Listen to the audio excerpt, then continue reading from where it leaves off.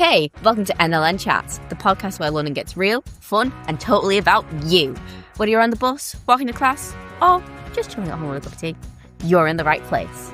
Here in Skills for Life, we talk about real-world skills, big dreams, small steps, and everything in between. From personal growth to digital safety, from teamwork to finding your voice, this is where you grow stronger.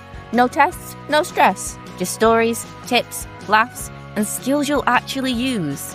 Sit back, press play, and let's level up your life, one skill at a time. So everyone, let's chat! On today's show, we have none other than Caroline McLoughlin. Caroline McLoughlin, psychologist specialising in health, disability and educational support.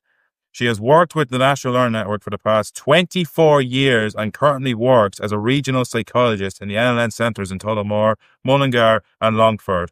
She works closely with students, their families and NLN staff team to promote learning and personal development so all students can have the support they need. So everyone, please welcome Caroline McLoughlin. Thank you very much. Welcome to the show. Thank you. How are you feeling? It's a pleasure to be here. I'm delighted to have been asked. Thank you very much. You're welcome. So we're going to start off with some questions now, all right? You're not getting interrogated, right? So we're not that type of show. That's good. Right? The first question, for those who may not know you yet, could you tell us a bit about your role as a regional psychologist here at NLN? I can indeed. So my role is quite a varied one, really. So like you rightly say, I'm a regional psychologist. Yeah. So that means that while I work here in Tullamore, I also work in other centres in quite a large region. So we have 4 centres in Mullingar that I work in, and we have 2 centres in County Longford that I work in. And my role is very varied. So I work predominantly with students, and that's to try and, I suppose, support all of you through your journeys here in National Learning Network and make sure that it's a positive experience for you. Outside of that, then, I also work very closely with staff teams, not just in our centres, but on a national level. Yeah, it's good to know. So we develop a lot of training, and I would deliver that training online then for staff members. And then I work on a national level, so working, I suppose, across the whole country. So an example of the work I do is, at colleges and universities, you'd have students who maybe have to do projects as part of their degrees, and they would apply to maybe do those projects here in services. So I would review all of those research proposals, they're called, coming in through, and I work on a team deciding whether or not it would be beneficial for our students to take part in those research projects. So lots of different things I do. Yeah. Hello, Caroline. Aoife here. Did you work anywhere else before joining LNL, and how did those experiences shape your career? Thank you, Aoife. Yes, I did. I worked with the Irish Society for Autism, and I also worked with the Sisters of Charity. And both of those were very different types of work to what I do now, because they were residential services. So I would have done lots of shift work, and I'd have worked overnight in those agencies, both providing independent living skills and other levels of care for people, for adults with disabilities. And I suppose they really did shape my career. They showed me maybe what it would be like to be a psychologist. At that point, I was a social care worker. So I came into psychology later on in my life. So I was a social care worker in both of those jobs. So it gave me an insight into what other areas I could work in while working with supporting and helping people, and psychology was one of those. So that really did shape my career in terms of the psychology that I do now. And I also worked down in the college in Athlone in TUS. I was a lecturer down there for some time. And I really enjoyed that as well. That gave me a taste for developing teaching and training and working with adults as well. Hi, Caroline. I was wondering, what inspired you to become a psychologist? Well, I mentioned when I was chatting with Aoife there that I came to psychology later on in life. So I was very young doing my Leaving Cert, actually. There was no transition year when I was doing my Leaving Cert. So I was only 16 when I did my Leaving Cert and left school. And I suppose it's a really big decision to make at that age, what it is you might like to do with your life. But I always knew I wanted to work with people. So I attended Athlone at the time, many years ago, and I studied to be a social care worker. And I went on and worked in social care after that, and came on then into National Learning Network a number of years ago. So I'm here 24 years, and I've worn many different hats in National Learning Network. I came in working as a job coach and went through many different roles within National Learning Network. And I suppose as part of those roles, I worked very closely with a wonderful team of psychologists, and they really inspired me, because it allowed me to see that actually, these people really support our students and guide you through your learning while you're here with us. And that's really what inspired me to go back and look at becoming a psychologist. So I went back as a mature student. So it's never too late to fulfill your dreams. I went back as a mature student to become a psychologist. Hi, Caroline. It's Ava Jane here. What are some challenges that you face in your work? Hi, Ava Jane. For me, I think the greatest challenge is, because I work on a regional level, it can be a bit of a challenge to make sure that I'm giving the correct amount of time to the appropriate parts of my job. So it's a bit of a juggle, trying to make sure that I'm in Tullamore for enough time and in Mullingar for enough time, and spending enough time, developing training. So that's probably the main challenge, really, that kind of trying to juggle my time and make sure that it's being appropriately used. Right. So I'm Eric, obviously. You've met me already. So what would you say are the biggest pros and cons of your job? Hi, Eric. Well, the biggest pro is working with the students, and I suppose that's what I really enjoy about my job, that it's a face-to-face job. For lots of psychologists, they don't have the pleasure of working with people. It can be, research, so you're sitting at a desk all day. But for me, I love the combination of having that aspect, but also working with students. That's the real pro. I absolutely adore seeing the successes of our students, and I see them every single day, whether they're small successes or life-changing successes, and that's what keeps me really happy in my job. The con, I suppose, again, it comes back to that trying to juggle everything. It is a really, really busy post. I work 4 days and I cover lots of centres. So that can be the biggest challenge. But, I'm used to it now and it works out quite well. But it can be a challenge at really busy times. It can be a challenge just to make sure that I'm available for students when they need someone to talk to. Okay. Hi, Caroline. It's Nicole here. Hi, Nicole. What kind of education or journey is required to become a regional psychologist? That's a great question. And it's, do you know what? It's a long journey. So I mentioned that I went back as a mature student. So when I started working in National Learning Network and worked with, like I said, a wonderful team of staff, and in particular, some of the psychologists really, really inspired me when I saw the work that they do and the difference that psychology can make in people's lives. So I decided to go back and study psychology. And that was in 2005. So I took 3 years off work, and I had to do a degree in psychology. So this would be the same journey that anyone would have to undertake to become a psychologist. So you do your degree, which takes 3 years. And that took me to do that full time. It took me 3 years. So I did that over in Maynooth. I then went on and I undertook a master's degree, which took 1 additional year, and I attended Trinity College to do that. And for the most part, to become a regional psychologist, that's what you would need. You would need your degree and a master's degree, because then you can apply for your chartership with the Psychology Society of Ireland, the PSI.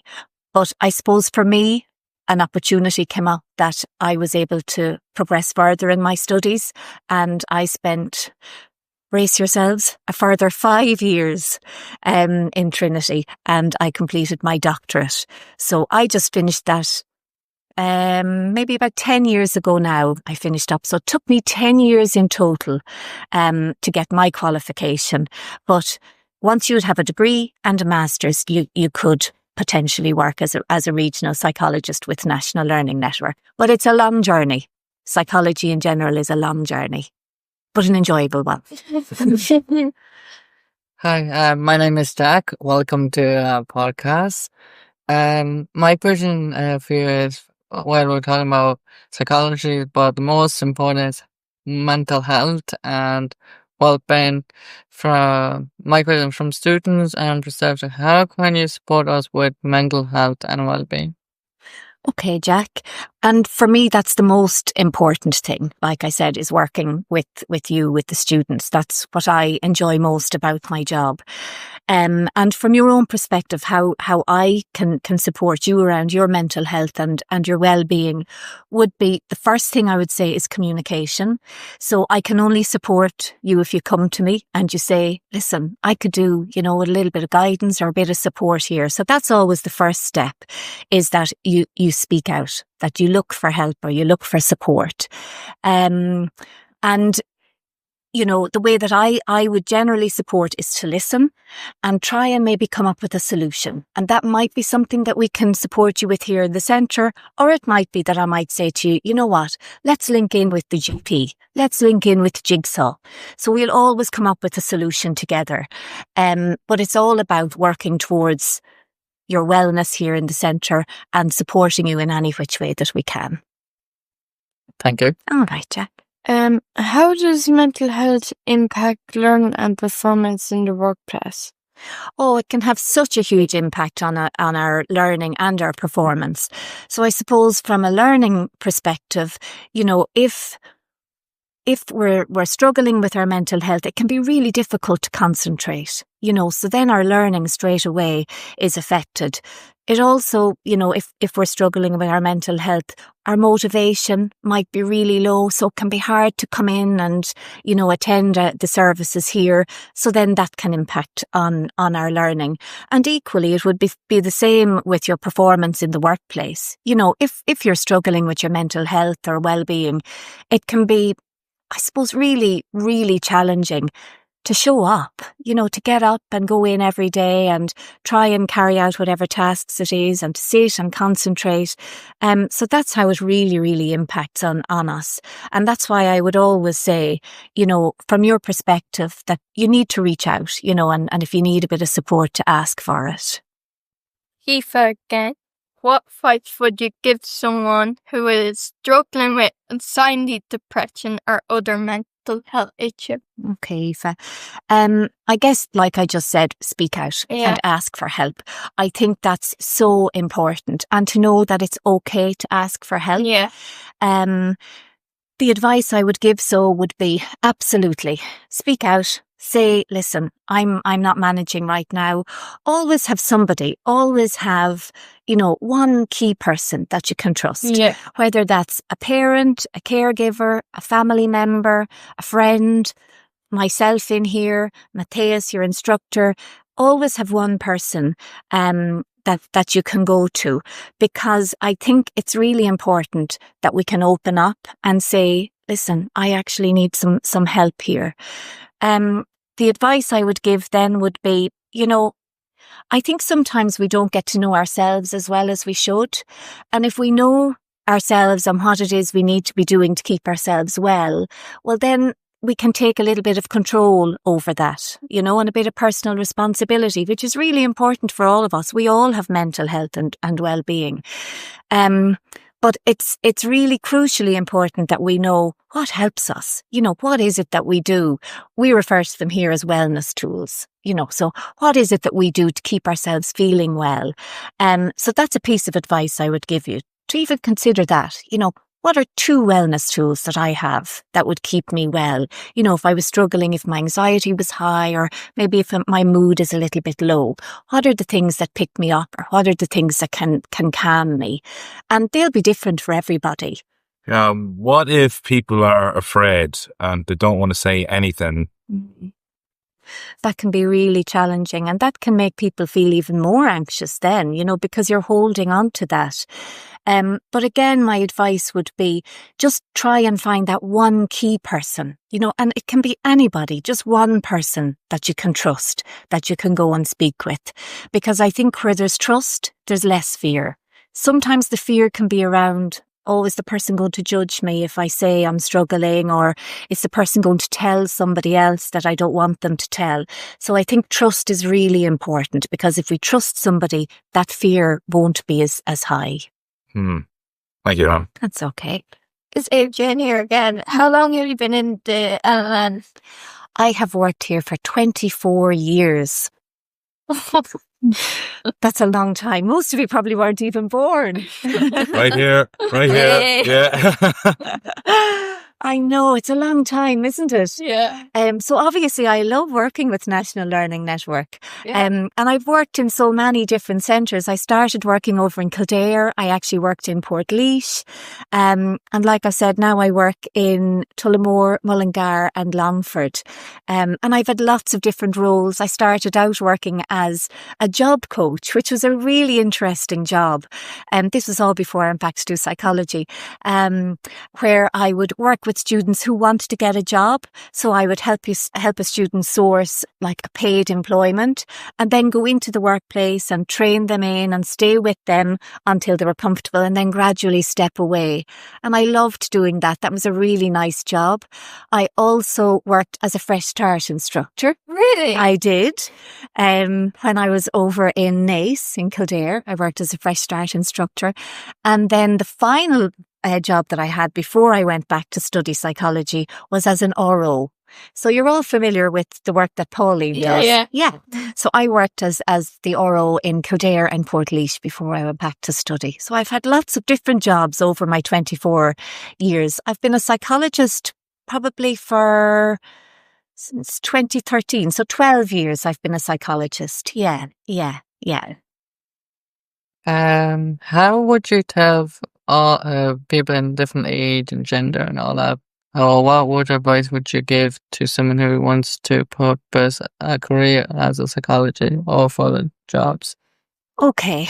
The advice I'd give somebody who wants to pursue a career as a psychologist would be, if it's something you want to do it. It's a wonderful job. It's a really long journey to get the qualification, but it's so worth it. And, you know, it can be a challenging job, but any job can be challenging. And definitely the benefits of being a psychologist are just wonderful. I get so much joy out of coming into work every day. I really, really enjoy my job. So I think, you know, it would be important maybe, because it is quite a commitment. And I was so lucky that I got to, I suppose, maybe see what a psychologist does before I really signed up to it. And I had an understanding of how long it would take me to do all of the training, because I was lucky enough to have a team of psychologists in National Learning Network at that time that I could speak to. So I guess that's a piece of advice I would give.